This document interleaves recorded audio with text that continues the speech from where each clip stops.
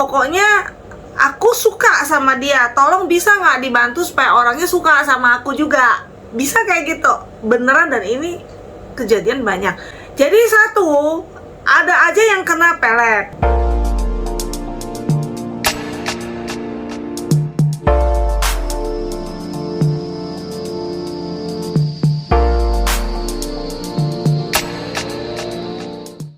Halo sahabatku, kembali bersama Cisuyeni hari ini dengan topik yang paling sering ditanya kepada orang-orang kepada saya.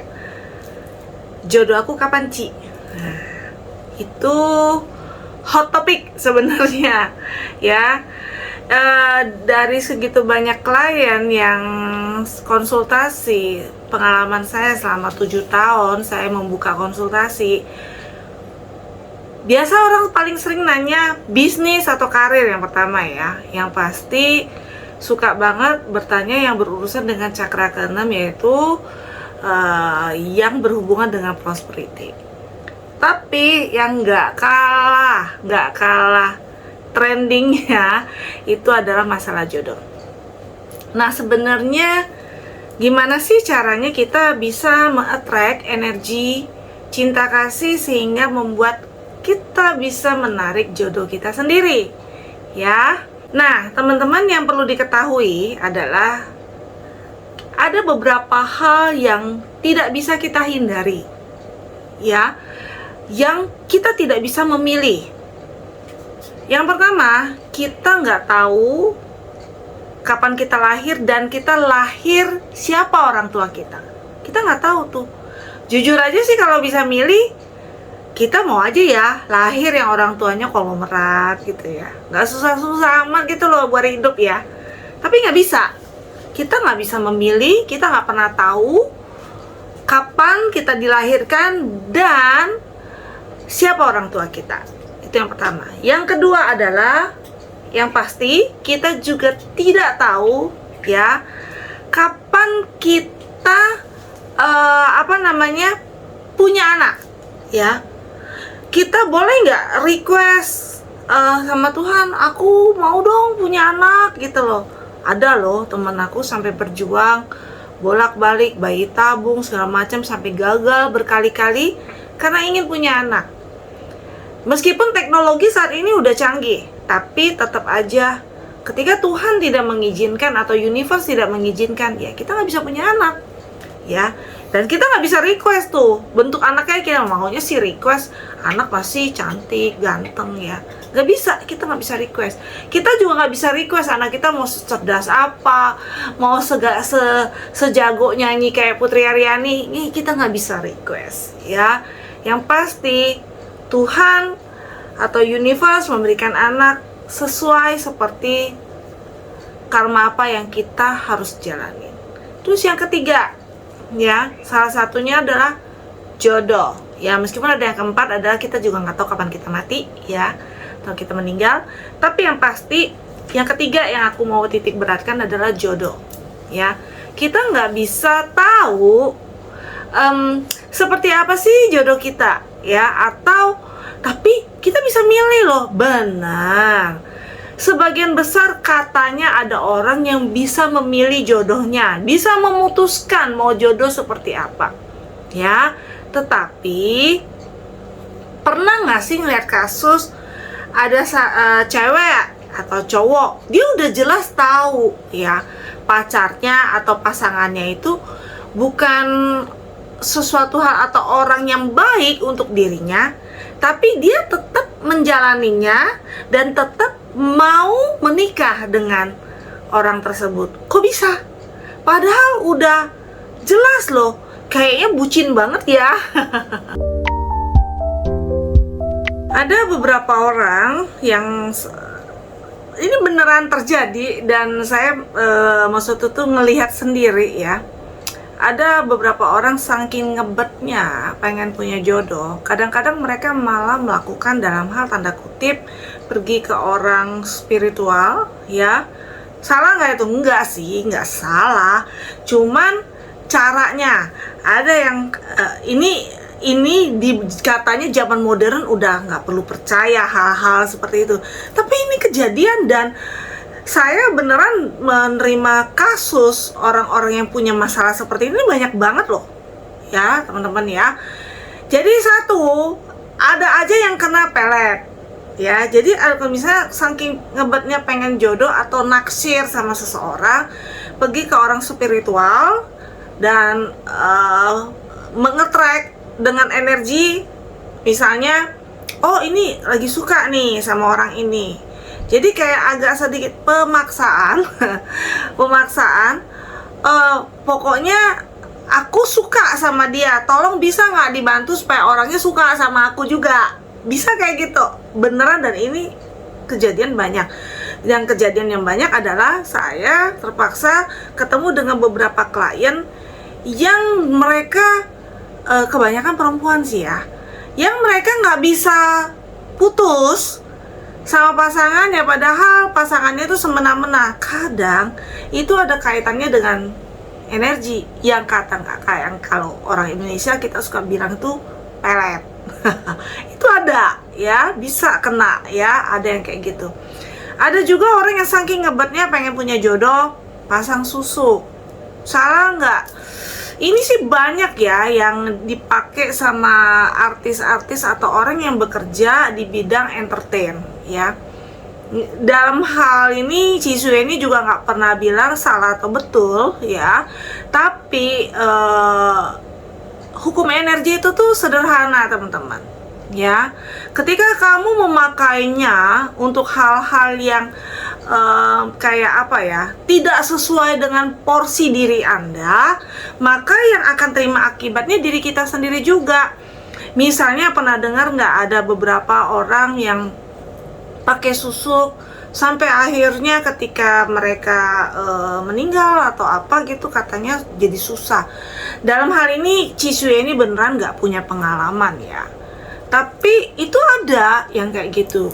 Jadi mereka memasang sebuah energi benda ya, yang secara gaib katanya ya, yang bisa ditaruh di bagian tubuh kita tertentu, yang terus mereka juga harus menjalani pantangan-pantangan. Dan ketika seseorang ketemu dengan dia tuh bisa ter-attract dengan bagian tubuh itu yang dipasang itu gitu. Nah, jadi itu sebenarnya adalah salah satu cara juga seseorang, misalnya perempuan yang memakai itu, terus banyak orang yang ter-attract energinya, jatuh cinta atau tertarik. Itu sebenarnya memang kesempatan untuk perempuan itu memilih ya jodoh yang tepat buat dirinya. Karena ada yang ketiga lagi, saya pernah malah ngeliat temen sendiri ya, dia pergi ke orang spiritual yang dikasih parfum ya, warnanya pink, masih ingat banget warna pink. Jadi ketika dia semprot parfum itu ke badinya dia ya, orang-orang itu jadi tertarik, lawan jenisnya. Yang lucunya itu beneran loh, saya lihat sendiri. Anak kecil, cowok, sampai aki-aki pun terpesona sama temanku itu. Sampai aku tanya, kamu ini kok bisa bikin lawan jenis sampai tergila-gila? Dia akhirnya cerita, ternyata dia pergi ke tempat orang spiritual, terus dikasih parfum ini, dikasih lihat lah, warna bentuknya warna pink gitu ya, yang bentuknya tuh bunga-bunga gitu ya. Sampai gimana ya, beneran itu kayak nggak bisa sortir ya. Pokoknya yang namanya lawan jenis saja pasti terpesona sama dia. Yang memang tujuannya itu adalah me-attract lawan jenis, yang mudah-mudahan siapapun itu yang ngeliat dia, tertarik sama dia, dia tinggal memilih mana yang pas, mana yang tepat jodohnya buat dia. Nah, tapi balik lagi, hal-hal seperti ini nggak membuat kita jadi mindful.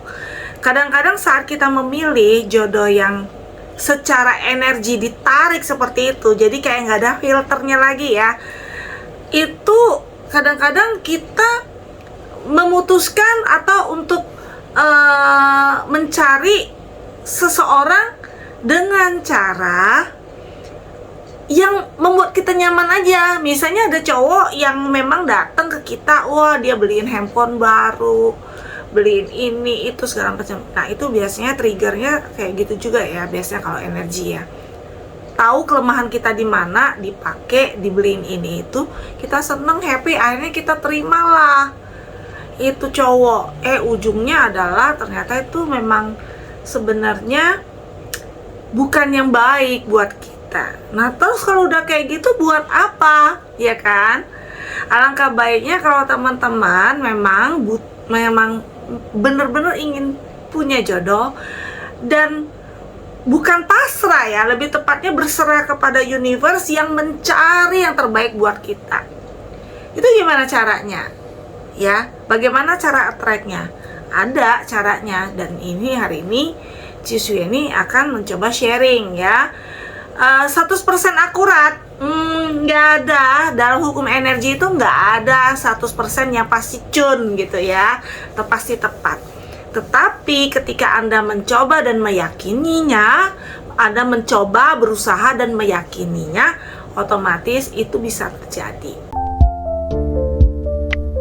Cara yang paling banyak yang biasanya aku suka saja ke orang-orang ya, bisa dengan alat, bisa dengan kita melakukannya dengan percaya dengan diri sendiri ya. Percaya dengan diri sendiri, terus aku insecure, gimana dong Ci?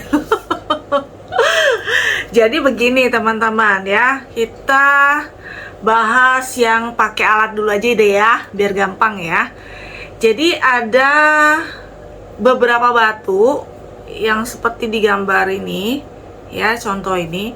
Batu-batu ini adalah batu-batu cinta teman-teman ya, batu yang mengandung energi cinta. Biasanya batu yang jenisnya quartz ya, itu sifatnya sangat menenangkan, sangat membuat kita damai, tenang, dan fokus pikiran kita.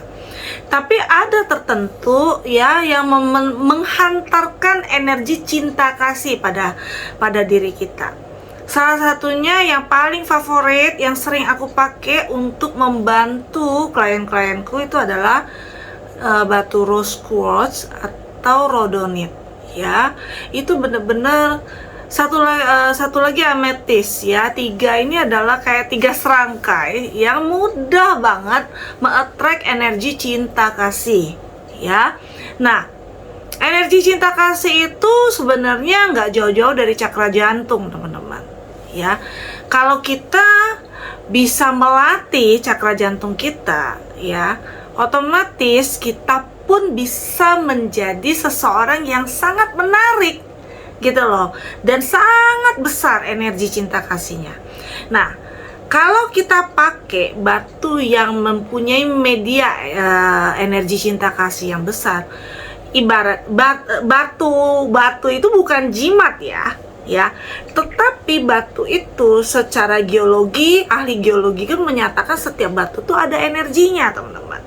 Nah, quartz ini, rose quartz, lavender quartz ya, rhodonite sama ametis ini, dia punya kemampuan energi cinta yang membuat kita itu lebih tenang, lebih damai, dan lebih mencintai diri sendiri. Kuncinya adalah love yourself.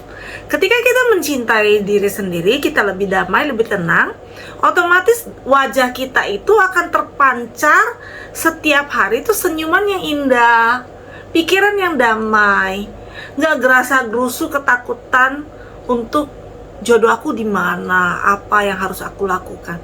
Kalau Anda bisa bebaskan diri Anda dari pikiran-pikiran seperti itu, Anda hidup bisa lebih bahagia, otomatis energi cinta itu akan terpancar di wajah Anda ya, dan itu membuat Anda lebih confident, dan Anda juga terhindar dari insecure ya teman-teman ya.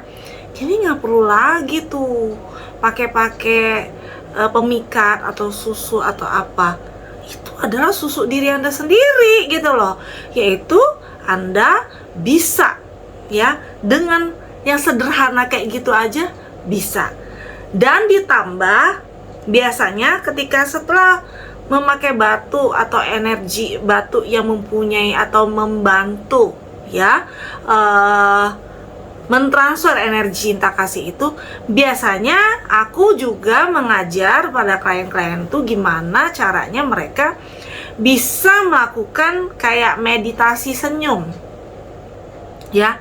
Meditasi senyum itu kayak apa, Cien? Sebenarnya meditasi senyum itu membantu kita untuk mengaktifkan cakra jantung kita, ya. Sehingga kita ketika cakra jantung itu aktif, energi cinta kasihnya gede. Wow, itu siapapun akan interest sama Anda. Tapi uniknya adalah nggak cuma orang interest sama Anda. Ketika energi cinta kasih itu besar, maka yang ke-attract, yang menyukai Anda adalah orang-orang yang juga mempunyai energi cinta kasih yang besar. Sehingga Anda pun punya keberuntungan, mudah-mudahan bisa mendapatkan jodoh yang baik buat Anda gitu loh. Ya, jadi cukup ketika Anda bangun tidur, jangan langsung pegang HP. Rumusnya, bangun tidur, buka mata, jangan langsung pegang HP.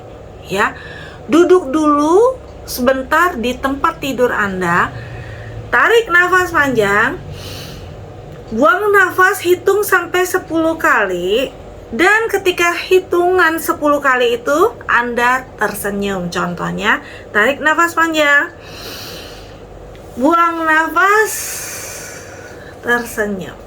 Dan itu Anda boleh lakukan setiap hari selama 1 menit untuk mengaktifkan cakra jantung Anda. Kalau dengan Anda bisa mengaktifkan itu, energi cinta kasihnya besar, siapapun melihat Anda pun akan damai.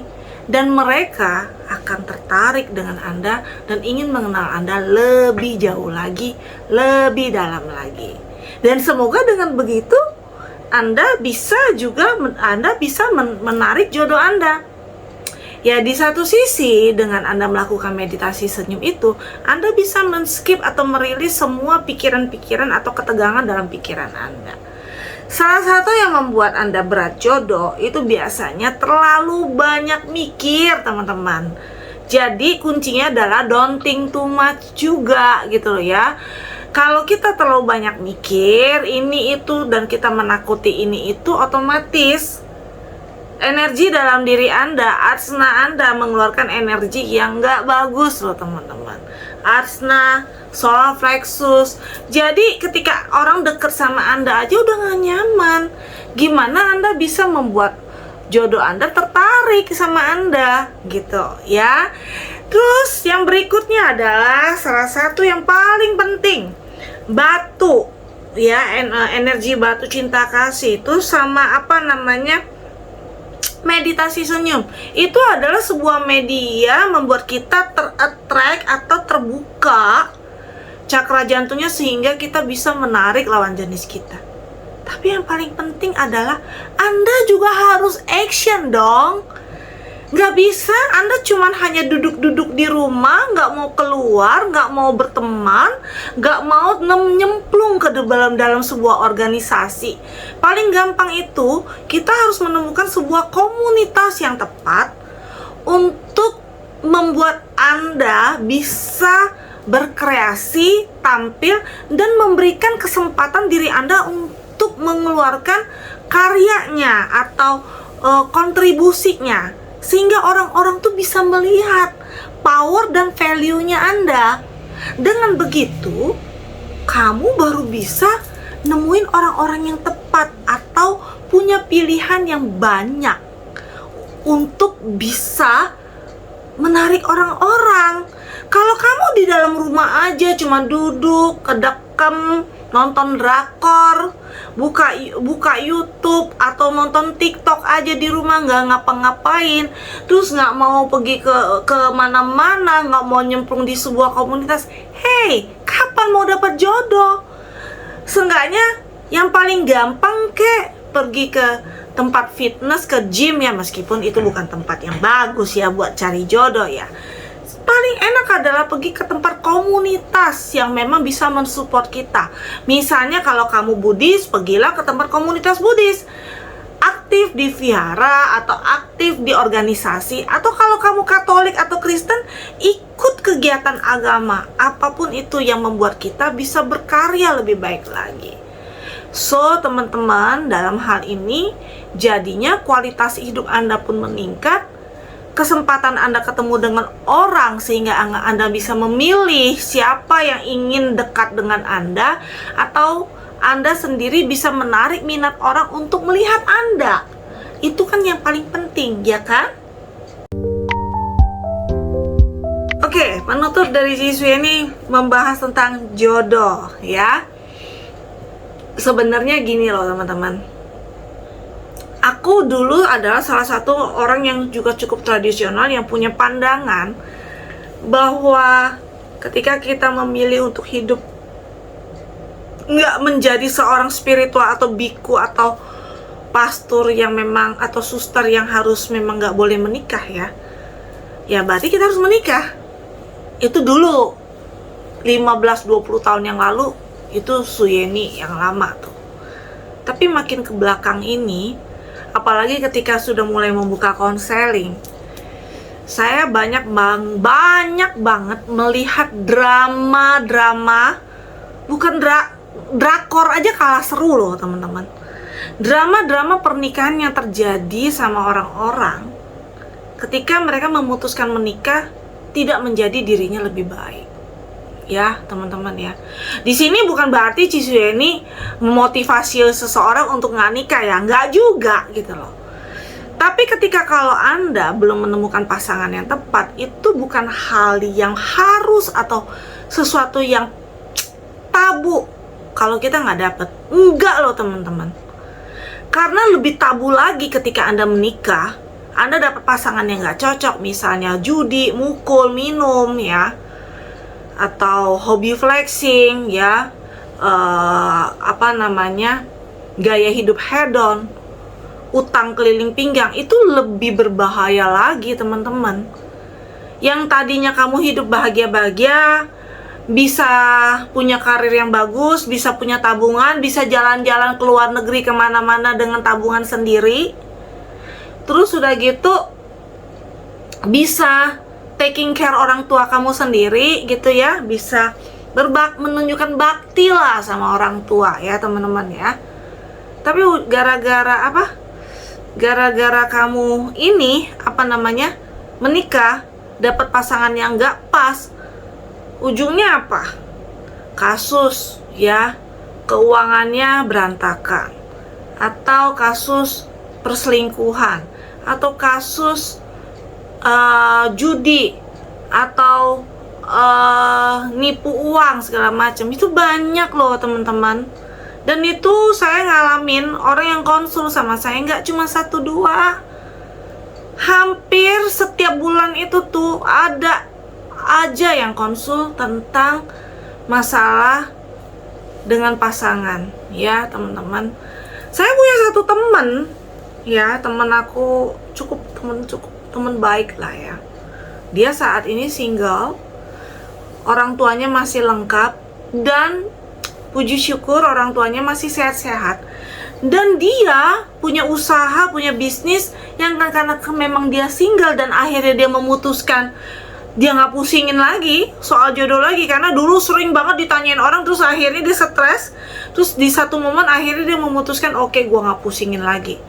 Dia merawat orang tuanya dengan baik, dia bisa melakukan aktivitas yang dia sukai, dia suka naik gunung, dia suka keliling dunia, dia suka ajak orang tuanya jalan-jalan ya, dia suka nolong temennya ya.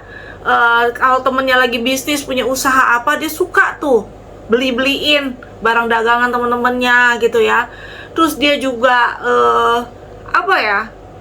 dia juga suka keluar makan enak sama temen-temennya gitu ya. Menurut aku, dan dia nggak mikirin apa-apa. Terus dia memang dia nggak punya anak, tapi kan dia punya keponakan, dan dimana dia bisa sangat sayang sama keponakannya. Menurut aku, kualitas hidup temenku ini meskipun dia single itu jauh lebih berharga dibandingin ketika kalau misalnya saya punya klien yang lain yang punya anak banyak misalnya, terus ternyata dia setengah mati sampai bercucuran air mata karena pasangannya tidak memberikan penghasilan, terus dia harus berjuang hidup sama anaknya, atau terus udah gitu pasangannya dengan enaknya selingkuh di luar sana.